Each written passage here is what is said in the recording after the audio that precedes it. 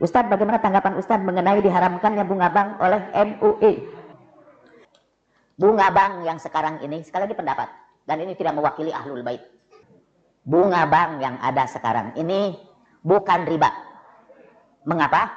Satu, kalau Anda nyimpen uang di bank, nilai uang itu akan berkurang karena inflasi.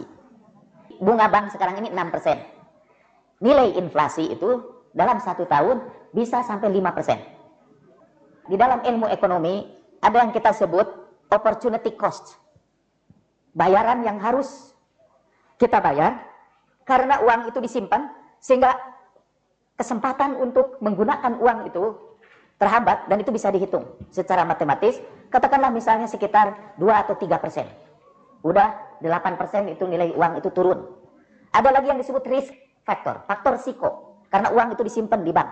Risiko likuidasi, risiko macam-macam itu. Itu bisa dihitung secara matematis. Katakanlah itu sekitar 5% faktor risiko. 5 tambah 8, 13%. Jadi nilai uang Anda berkurang 13% dan bank hanya membayar 6%. Boro-boro berlipat ganda itu.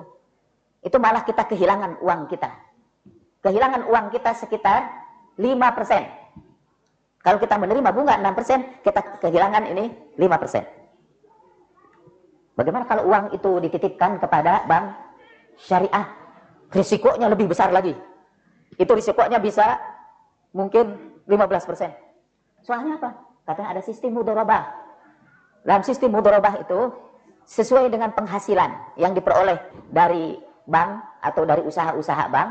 Kalau banknya lagi untung, kita dapat tinggi. Kalau banknya lagi rugi, tapi apa cara kita untuk mengontrol keuntungan atau kerugian bank itu? Risikonya sangat besar. Tanpa bermaksud untuk melarang saudara untuk masuk bank syariah. Karena saya pikir kalau saya nanti melarang, kafir dong. Tidak setuju dengan syariat Islam diterapkan di Indonesia.